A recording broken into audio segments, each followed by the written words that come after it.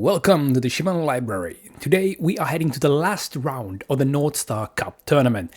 We have been running quite hot, literally considering the end of the last round, and this time we will be facing another tough opponent, as I am paired up against the only 3-0 player in the tournament.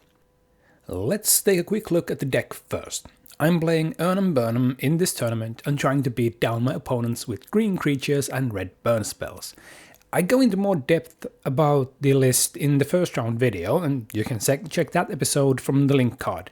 For now, this deck holds really no mysteries or unique interaction. It's just plain old aggressive green deck.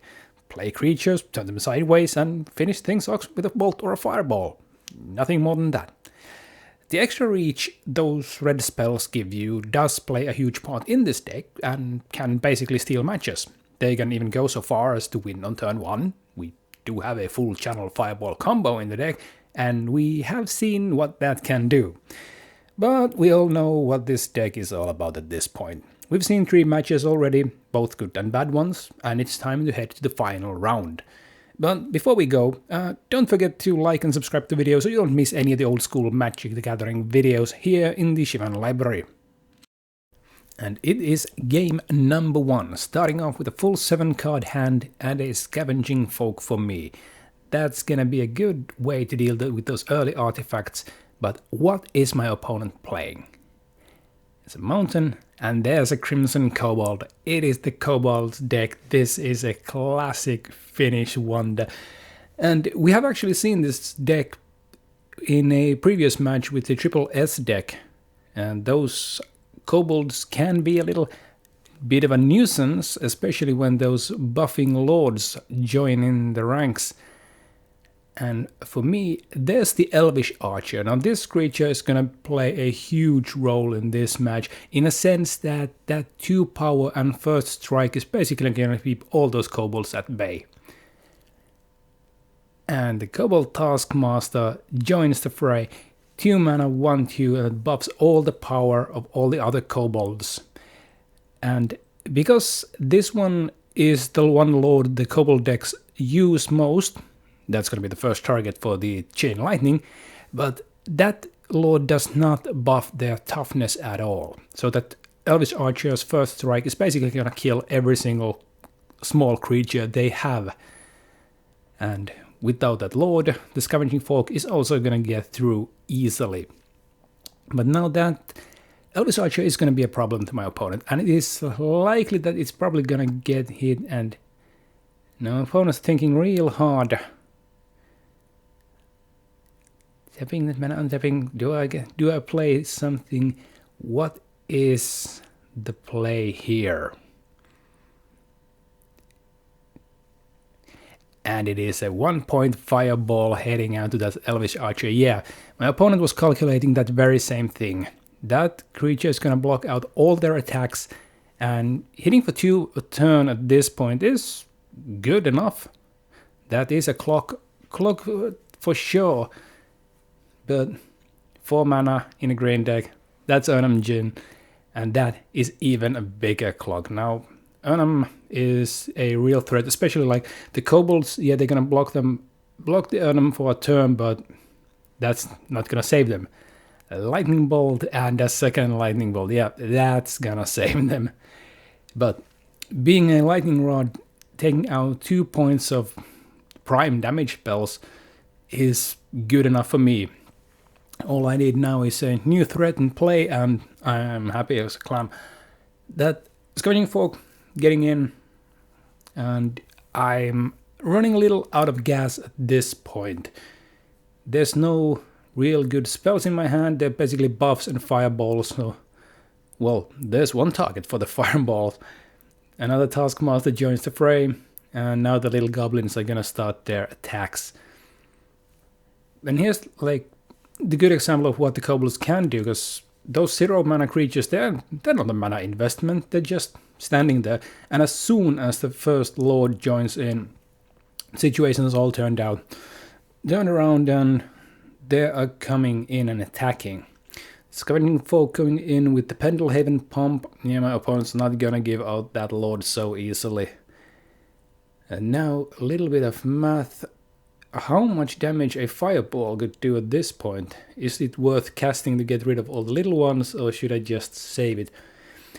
Knowing my opponent, they are playing the Gauntlet of Might, which does boost the mana production of all mountains, which could be beneficial for me. Sure, I only got one mountain at this point, but if that lands, it's better for me to save my fireballs. And the kobolds are swarming in, and there's a Chaos Orb. Chaos Orb with Scavenging Folk in play is a bit risky, and my opponent's probably thinking, does he need to crack that orb right away? Because there are no prime targets in my side. Like, yeah, the Pendelhaven might be nice. I got enough red mana to cast my fireballs and lightning bolts. And if they let me untap with that Scavenging Folk can destroy the orb at any moment. But they pass the turn, hoping to see a better target. And I'm thinking the same thing. Do I want to deploy anything else on the board or take out the orb right away? This is gonna be most likely thinking like, do we want to play a little chicken here? Who's gonna tap out first? And counting the mana thing, and I do have another Erhnam, so I'm gonna go and play chicken. Now, there is a little problem. My opponent is playing red. They have used the 2 lightning bolts already, but if at any point they bolt or cast a small firebolt with that Scavenging Folk, I have to, in response, destroy the orb, which in response will be activated to destroy my Erhnam. So it's a risky move from me, but I'm hoping it'll pay out. My opponent wasn't in a hurry to destroy anything earlier, so I'm thinking maybe I can get away with it, deal some damage. The Kobold wall is getting big. But I'm thinking, does my opponent want to trade all their Kobolds for my Erhnam? Because I have a little trick up my sleeve at this point. And I might be able to get them dead right now, but their blocks are gonna matter a lot. And is it risky? Do I want to go there? Or do I just want to fireball?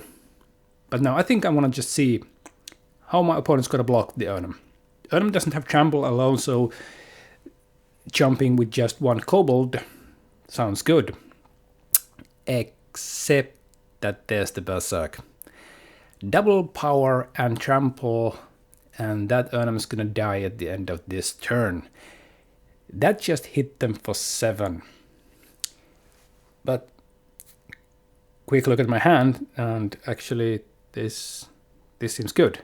Chain Lightning to face, and it doesn't actually matter if they can bounce it back, because there's the fireball. That's the remaining 2 points. Game 1 in the bag for Erhnam Burn'em. And game number 2. Both players took a mulligan, so we're starting with 6 card hands. My opponent's heading out to the gates with just a mountain. For me, my hand looked really nice at this point. The Soul Ring start in a deck full of Erhnam Djinns and the fireballs is something you really want to see. Turn 2, first Kobold hitting the board, nothing else. Looks promising at this point. And thinking, what's the land? There's the Tiger, and there's the first Erhnam. Turn 2 Erhnam Djinn is something you really want to see here. I can start applying early pressure, and my opponent's gonna think real hard, what can they do? Do they need to just start jump blocking every turn, or can they remove the Erhnam with an hefty cost? Strip Mine on my opponent's board, not using it, tells me that they need mana at this point. Because of course, to get the 6 mana requirement to fireball an Erhnam, that's a good reason to leave the Strip Mine in play. The Erhnam's hitting in. At the start of this turn, the Erhnam had to give Forest Walk to one of my opponent's creatures, but both being 0/1 kobolds, doesn't really matter. And at best, maybe they can get like 2 points of extra buff next turn. Doesn't really matter when I have another Erhnam. And little script sprites to fly over their heads just for that little extra measure. But the game is looking real bad for my opponent at this point. This is one of those, dream starts maybe, creature-wise at least, for Erhnam Burn'em. And my opponent is now looking real good and hoping to see City in a Bottle, but what they did find first is a double bolt for one of my Erhnams. Those Erhnams are really good lightning rods this time. And then Pendelhaven coming in to boost that script sprite, but my hand has a little extra surprise for my opponent. First, 6 points of damage heading their way. The little kobold, is it going to be jumping right in front of that Erhnam train or not? It's a good point to think. There may be some reasons to give it back or not. But yeah, my little trick is I had a regrowth in hand, making sure those Erhnams are coming back right away if they get destroyed. But the draw my opponent really wants to see now is the City in a Bottle, and which is one of the biggest threats against Erhnam Burn'em. Getting to kind of automatically nullify all my Erhnams really slows me down, forces me to deal with my opponent with all my little creatures instead of the big ones. Well, that was the first fireball hitting that script sprite, and yeah, that was most likely a good reason to hold on to that strip mine. They were kind of probably thinking maybe they can get enough mana to cast a big enough fireball, but it doesn't really look like it. The kobolds are turning into the fodder, blocking fodder at this point, the jumping my Erhnam, and here's the born again Erhnam Jin heading that field, and this game looks close to over at this point. We are looking for a quick end to this. Basically, if there is the City in a Bottle showing up, then this game can go long. If not, those Erhnams are gonna do some heavy work. And thinking real hard, something is in their hand, and what they might want to play. And guessing at this point, it's most likely Gauntlet of Might, because even though I don't have red creatures in my deck, which the Gauntlet buffs, that mana boost might be something that worries my opponent. I only have 2 mountains, but giving me extra mana out of those would put them real close to dead, as if I would happen to have a fireball in my hand. So, 4 mana in and nothing. My Erhnams get a free hit at this point. Getting a little extra buff with a giant growth. Hitting my opponent for whopping 11 points. Well, not dropping their life total 0, which they accidentally did. But at this point, yeah, I realized, hey, wait a minute, they're actually at 3. I had a lightning bolt in my hand as well. Yeah, I didn't actually count it at the start of this turn, but yeah, I'll take that. Even money, opponent's done, and Erhnam Burn'em takes the game 2-0, and we are done. That was a bit one-sided this time. My deck performed smoothly, while my opponent was unfortunately struggling with their top decks. This was an upgraded version of the same Kobolds deck we did see while testing out the Triple S deck. Some of the issues that were in that version has been smoothed out, and the top end is now even heavier than it is before. The new version is a lot better, which is obvious as my opponent did end up with the same 3-1 record as I did. Fortunately for them, their tiebreakers were better than mine, which was enough to push them past me and win the whole tournament. And I'm not even sorry about that. Anyone playing Kobolds deserves it. So, that means that Erhnam Burn'em took home the silver this time. This was a great tournament, and I was really pleased with the results. Looking back at the matches, I was able to beat any fair decks, but took a thrashing against the control that was able to deal with all my creatures. And this is a good indication of the strengths and weaknesses of Erhnam Burn'em. The green creatures can do wonders with that extra reach from red, but if you cut them down, the deck tends to fall apart. And this deck, I would take it to a tournament any day. We've fortunately missed all the white control decks here, which are more prevalent in bigger tournaments. Those may cause some issues, but are not impossible. That being said, if you do ever take this deck to an outing, try to fix those land-based issues that I had. Get the full set of tigers, they are absolutely worth it and make your life a lot easier. That's it for the main brunt of the North Star Cup tournament.